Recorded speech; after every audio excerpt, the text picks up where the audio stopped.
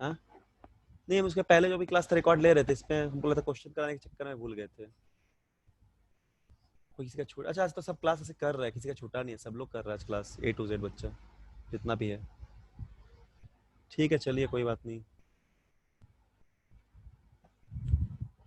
Half an hour का record हो जाएगा और क्या। ठीक है इतना लिख लो। तो ये राइट हैंड थंब रूल।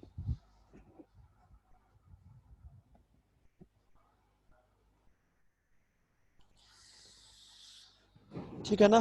तो उसके बाद देखते हैं फिर हम लोग आज कि जनरेटर क्या होता है, AC जनरेटर। ठीक है, देखो लिखो हेडिंग में इलेक्ट्रिक जनरेटर।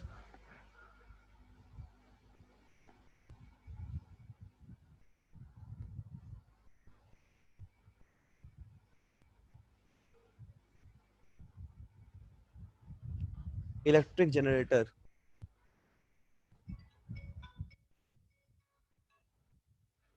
हेलो, आज से क्लास ले थोड़ा। ठीक ठीक। इलेक्ट्रिक जनरेटर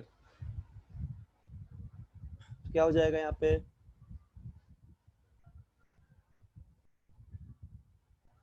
देखो जनरेटर क्या होता है सबको पता ही होगा, है ना। जनरेटर का मतलब क्या, जो कि ऐसा कोई डिवाइस जो कि कन्वर्ट करे मैकेनिकल एनर्जी को इलेक्ट्रिकल एनर्जी में। हम लोग देखते हैं कि उसमें क्या लगाता रहता है, रोटर या मोटर टाइप का, तो रोटेट करता रहता है। ठीक है, जो क्या प्रोड्यूस करेगा, एक इलेक्ट्रिकल एनर्जी प्रोड्यूस करेगा, यानी कि it will convert mechanical to electrical. ये बेसिक प्रिंसिपल सभी को पता होगा। ठीक है, तो क्या काम करता है ये, इसका मेन प्रिंसिपल क्या है, ये कन्वर्ट करता है। इसको ऐसे शॉर्ट में लिख लो, पूरा सेंटेंस नहीं लिखा है। तो प्रिंसिपल क्या बोलोगे तुम कि device is convert mechanical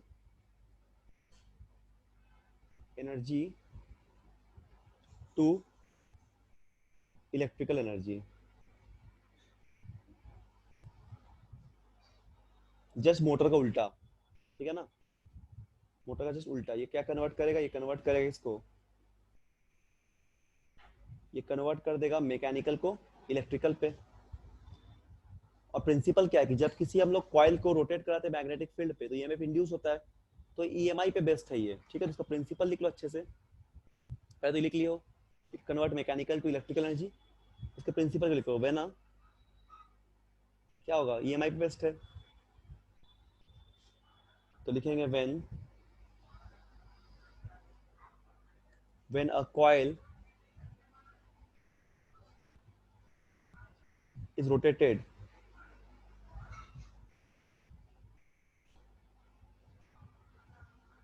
in a magnetic field.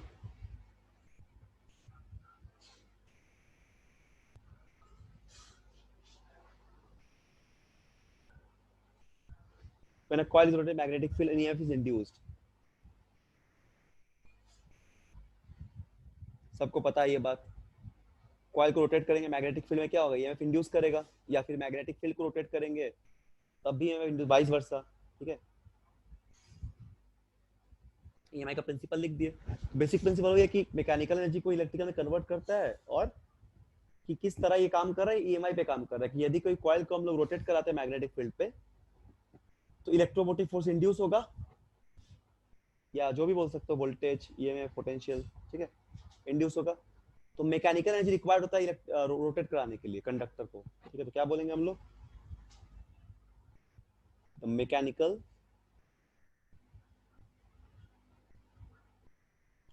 Energy,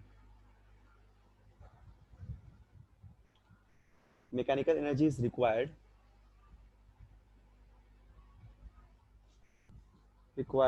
ठीक, टू रोटेट द कंडक्टर।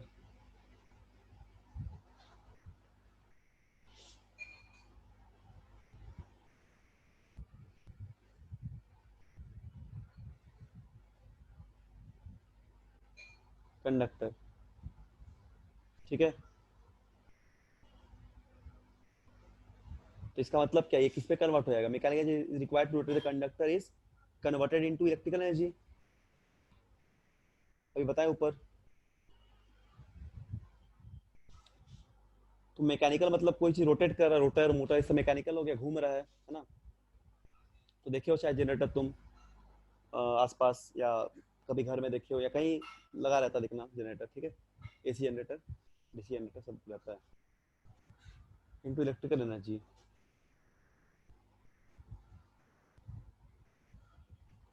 तो इलेक्ट्रिक कन्वर्ट का मैकेनिकल में इलेक्ट्रिक कन्वर्ट करेगा। दो टाइप का होता है, टाइप अगर बोलेंगे दो टाइप का होता है। अगर बात करेंगे टाइप्स का,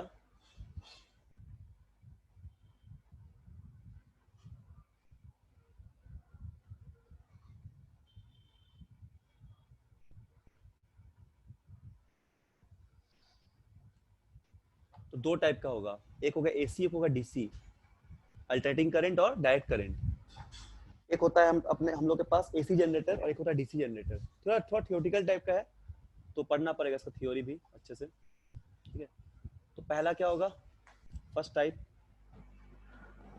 इज द एसी जनरेटर, ठीक है ना।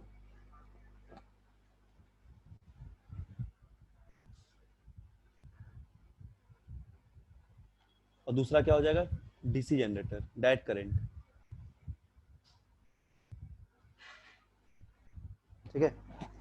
एसी जनरेटर और डीसी जनरेटर दो तरह का होता है। एसी में क्या होता है, करंट चेंज करता है एवरी हाफ साइकिल। इस पे क्या होता है, एसी का मतलब क्या, अल्टरनेटिंग करंट। इसमें एक्चुअली क्या होता है, करंट जो होता है ना, वो चेंज करते रहता है। जैसे हम लोग घर में एसी यूज होता है, ठीक है, इस पे करंट चेंज करते रहता है एवरी हाफ साइकिल पे, डायरेक्शन बदलता रहता है करंट का एवरी हाफ साइकिल।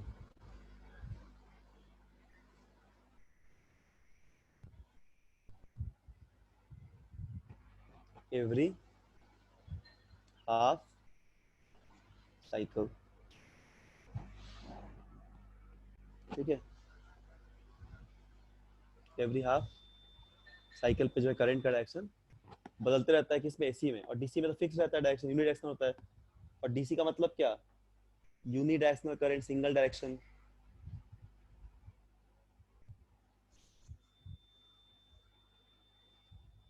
तो ये बेसिकली दो टाइप का होता है, ठीक है ना, एसी जनरेटर और डीसी जनरेटर।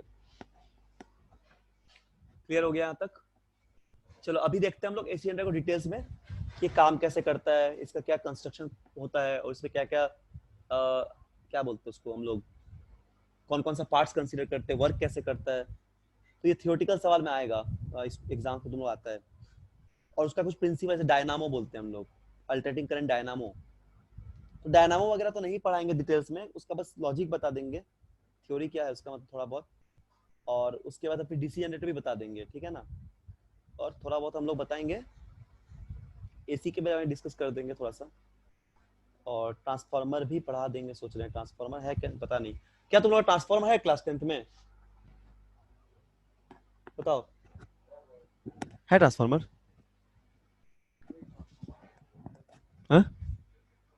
जनरेटर तो मोटर तो है, ट्रांसफार्मर है क्या? क्या आवाज आ रहा है सभी को? Yes sir. ट्रांसफार्मर है?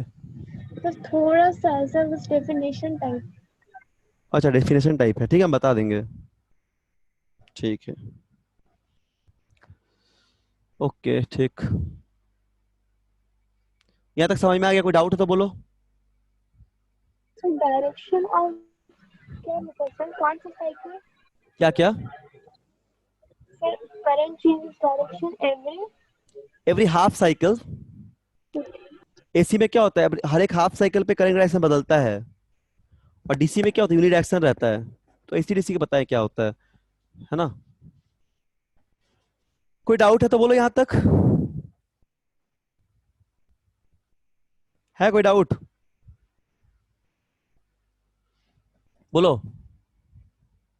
No sir. ठीक है, सबको समझ में आ गया होगा। तो हम लोग क्या क्या डिस्कस किया अभी, राइट हैंड रूल डिस्कस किए, ठीक है। उसके पहले हम लोग लेंज लॉ डिस्कस किए, और बताया कि जनरेटर क्या होता है, कितना टाइप है। अब लोग डिटेल्स में देखते हैं कि एसी जनरेटर क्या होता है। अब लोग डिटेल्स में देखेंगे कि what is AC generator.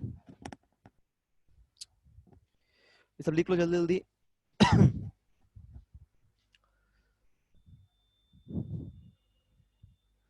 Construction वगैरह देखेंगे। तो देखो एसी जनरेटर में मेन पार्ट जो होता है ना वो होता है एक हॉर्सशू मैग्नेट, एक उसी तरह होता है मोटर टाइप का ही, बस मोटर टाइप का होता है, ऐसा कुछ भारी भरकम सा चीज नहीं है, बस उसका उल्टा काम कर रही है। तो इसमें भी क्या होगा, एक आर्मेचर हो जाएगा, ठीक है, हॉर्सशू मैग्नेट रहता है, स्लीप रिंग, इसमें स्लीप रिंग रहता है, उसमें स्प्लिट रिंग था, इसमें स्लीप रिंग रहता है, यही बस अंतर है, और कार्बन ब्रशेस, मेन कंपोनेंट्स यही है, कंस्ट्रक्शन में वही कंपोनेंट्स है। तो रुको एक सेकेंड, हाँ हम डायग्राम प्लेस करते हैं फिर से, बनाने में बहुत टाइम लगेगा, इससे अच्छा है घर में आराम से बनाना तुम लोग। एक सेकेंड रुको, समझा देते अच्छे से, एक बार इसको बनाओगे घर में बैठ के।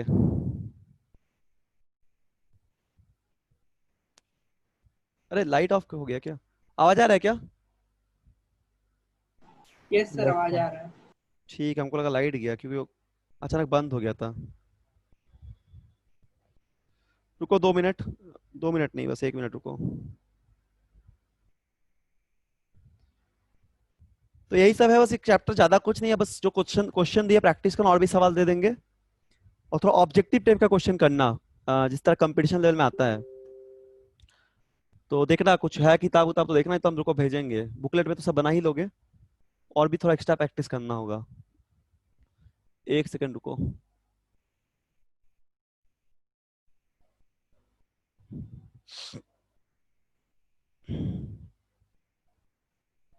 सेव इमेज एज डेस्कटॉप,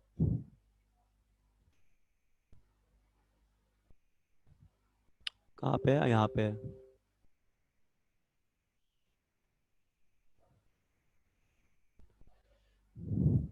देखो ये जनरेटर है, ठीक है ना, मतलब ये बहुत सारा डायग्राम, एक ही डायग्राम बनाना है, दिखाया गया प्रोसेस कैसे काम करे, एक एक करके 5 स्टेप में दिखाया गया है, ठीक। पांचों बना सकते हो एग्जाम के लिए, और अच्छा है छोटा छोटा, ये तो एक ही बनाओगे बड़ा सा, जैसा तुम्हारा मन है। साफ साफ दिख रहा है सभी को? हाँ, दिख रहा है साफ साफ, बोलो। Yes sir. क्लियर दिख रहा है, पढ़ पा रहे हो? पढ़ो तो क्या लिखा हुआ है कंस्ट्रक्शन में, पहला line. The construction of electric generator is similar to that of the electric motor. An AC generator consists of a... हाँ दिख रहा है ना? हाँ सर। क्या क्या क्या बोल रही हो, तुम्हारा आवाज नहीं आ रहा है, बोलो। छोटा है सर, बहुत छोटा है। बहुत छोटा सा दिख रहा है, अच्छा रुको यस रुको, सर। एक्चुअली ज्यादा इसको बड़ा करने से ना ये फ्रंट इसका बहुत ये हो जाए, अब दिख रहा है क्या? Yes sir, yes sir. ठीक है, इसका पीडीएफ ले लेना, आराम से लिखना घर में, अभी हड़बड़ा के लिखो मत, समझो ऑलरेडी बता दे रहे हैं, पीडीएफ ले लेना, पीडीएफ में सर के पास लेके आराम से घर में नोट डाउन करना। देखो बहुत सिंपल है, हाँ अलग से क्या और बताना है, मतलब देखो बता देते हैं, कुछ नॉर्मल सा चीज है, 5-10 मिनट में याद हो जाएगा, 10 मिनट से भी कम में। एक्चुअली क्या दिया हुआ है यहाँ पे, कुछ नहीं है, 3 पार्ट्स होता है इसका भी, कुछ पार्ट्स होता है, हॉर्सशू मैग्नेट होता है, आर्मेचर होता है, इसको कॉइल बोलते हैं, स्लीप रिंग होता है, ये बस एक अंतर है, उसमें स्प्लिट रिंग होता है, इसमें स्लीप रिंग होता है, इसका बस एक अंतर है मेजर, और कार्बन ब्रशेस होता है। एक्चुअली डायरेक्शन को बदलने के लिए होता है, क्योंकि एसी है तो करंट का हर डायरेक्शन हर सर्कल में बदलेगा, सॉरी अभी हाफ साइकिल पे, इसलिए स्लीप रिंग का यूज करते हैं यहाँ पे। कंस्ट्रक्शन में क्या होता है कि यहाँ पे एक electric generator, similar electric motor की तरह, मोटर हम लोग पढ़ चुके हैं। एसी जनरेटर में क्या कंसिस्ट करेंगे, रेक्टेंगुलर कॉइल एबीसीडी, जिसको आर्मेचर बोलते हैं, और आर्मेचर रैपिडली रोटेट करेगा between the pole of the magnet, horseshoe magnet के पोल में इसको मैकेनिकल एनर्जी प्रोवाइड करके रोटेट कराना है, ठीक है ना। देखो ये हॉर्सशू मैग्नेट हो गया, north south pole, north pole, ये पूरा ऐसे पीछे से गया हुआ है हॉर्सशू मैग्नेट, और ये एबीसीडी दिख रहा ना, ये कॉइल है तो ऐसा एबीसीडी, और यहाँ पे देखो 2 स्लिप रिंग लगा हुआ है, घुमाएंगे इसको, मैकेनिकल एनर्जी यूज करके इसको घुमाएंगे। तो जो द एंड होगा रेक्टेंगुलर कॉइल का, है ना, the end of rectangular coil A and D are connected to circular metal pieces. देखो ये ए और यहाँ पे देखो डी, ये दोनों सर्कुलर मेटल प्लेट्स के साथ कनेक्टेड है, ये देख रहा है ना, सर्कुलर मेटल प्लेट, इसी को बोलते हैं sleep ring, sleep rings A1 और A2, ये हो गया A1 और ये हो गया A2, ये स्लीप रिंग है। स्लीप रिंग का काम क्या है, sleep ring rotate along the with the coil, rotate coil के साथ रोटेट करेगा, और द टू पीस जो होगा कार्बन ब्रशेस का, वो B1 और B2 जो होगा वो कांटेक्ट किया गया किसके साथ, स्लिप रिंग के साथ, ये B1 और B2। कार्बन ब्रश क्या हो जाए, capable of tapping the current produce in the rotating coil. Carbon brush क्या कर पाएगा, ये मतलब कार्बन ब्रश से कनेक्ट करेंगे, इसके साथ कनेक्ट करेंगे, ये क्या करेगा, ये capable of tapping the current, यही करंट को प्रोड्यूस करेगा, मतलब करंट को मतलब ट्रांसफर करेगा, ऐसे बोल सकते हैं, फ्लो कराएगा रोटेटिंग कॉइल पे। ठीक, तो यही बस इसका इतना सा ही कंस्ट्रक्शन है। इतना लिखने से फुल मार्क्स मिलेगा एग्जाम में भी, अगर बोर्ड में आया तो इतना ही लिखना है, उससे ज्यादा कुछ नहीं, और डायग्राम साफ साफ। वर्किंग बहुत सिंपल है। मान लो रेक्टेंगुलर कॉइल है, इसका इनिशियल पोजीशन ABCD है। अब क्या होगा, कॉइल जो होगा वो मूव करेगा, ABCD जो होगा पहले रोटेट करेगा 0 से 90 डिग्री रोटेट किया, ठीक है, सच दैट क्या होगा, AB साइड जो होगा कॉइल का मूव करेगा डाउनवर्ड, और साइड CD मूव करेगा अपवर्ड, क्योंकि ऐसा मूव कर रहा है ये, तो अगर ये ऐसे घूमेगा तो ये अपवर्ड जाएगा, डाउनवर्ड जाएगा एक ठो। तो अगर तुम साइडवेज से देखोगे तब भी समझ में आ जाएगा। तो क्या हो जाएगा, फ्लक्स लिंक जो होगा डिक्रीज करेगा, रेट ऑफ इसी लेंज लॉ से, d∅dt जो बोलते हैं हम लोग, है ना। तो रेट ऑफ फ्लक्स यहाँ पे डिक्रीज कर जाएगा, और रेट ऑफ चेंज ऑफ जो फ्लक्स है वो इंक्रीज करेगा। एक बार कभी डिक्रीज कर रहा है rate of change of flux, मतलब देखो यहाँ पे समझो अच्छे से क्या लिखा हुआ है, hence the flux link decreases but the rate of change in the flux increases from 0 to maximum। जैसे flux link decreases, flux link मतलब d∅dt, ठीक, flux linked phi, और जो रेट है वो इंक्रीज कर रहा है क्योंकि नेगेटिव साइन रहता है। तो एक अगर डिक्रीज किया तो एक इंक्रीज करेगा, ये नेगेटिव है पहले से ही, कम माइनस तो माइनस में प्लस, यानी कि एक अगर डिक्रीज किया तो एक इंक्रीज करेगा, है ना, नेगेटिव साइन पहले से रहता है। तो क्या हो जाएगा यहाँ पे, hence the EMF induced increases from 0 to maximum, इस तरह हो जाएगा। लेंज लॉ की वजह से हम लोग क्या देख रहे हैं, साइन देख रहे हैं अपना करंट फ्लो का, डायरेक्शन का फ्लो। अब फर्दर ये घूमेगा 0 से 90 टू 180, ठीक है। तो इसमें घूमने पे भी क्या होगा, AB फिर कॉइल का स्टार्ट्स करेंगे अपवर्ड, CD हेड फिर डाउनवर्ड, फिर फ्लक्स इंक्रीज करेगा तो रेट ऑफ फ्लक्स डिक्रीज करेगा, इस तरह होते रहेगा काम। तो एक रोटेशन कंप्लीट होने पे, जैसे 0 से 90, 90 से 180, 180 से 270, फिर से बढ़ेगा घटेगा, इस तरह होता रहेगा रेंज लॉ से। फर्दर 270 से 360 एक रोटेशन पूरा करेगा, ठीक है, ऐसे करेगा। तो क्या हो जाएगा, एक कंप्लीट साइकिल देखो ऐसा बन रहा है, इस तरह दिख रहा है ना ग्राफ, 0 से शुरू होके 180, फिर 260, फिर 360, इस तरह एक रोटेशन पूरा हुआ। इसको बोलते हैं one complete rotation, time period है, this is the one complete rotation. तो अभी स्लीप रिंग लगाने का क्या फायदा है, स्लीप रिंग इसलिए लगा रहे हैं क्योंकि एवरी हाफ साइकिल पे रोटेशन बदल जा रहा है, तो उसको क्या हो जाएगा कि स्लीप रिंग क्या होगा, उसको कंप्लीट रोटेट करा पाएगा, है ना, क्योंकि हाफ साइकिल में करंट अपने डायरेक्शन बदल दिया, तो स्लीप रिंग क्या करेगा, फिर से इसको रोटेट कराने में हेल्प करेगा। इन above direction of induced EMF at any instant can found using Fleming right hand rule। Current का direction Fleming left hand rule से निकाल लेना, सॉरी लेफ्ट हैंड रूल बोलते हैं, सॉरी राइट हैंड रूल से, ठीक।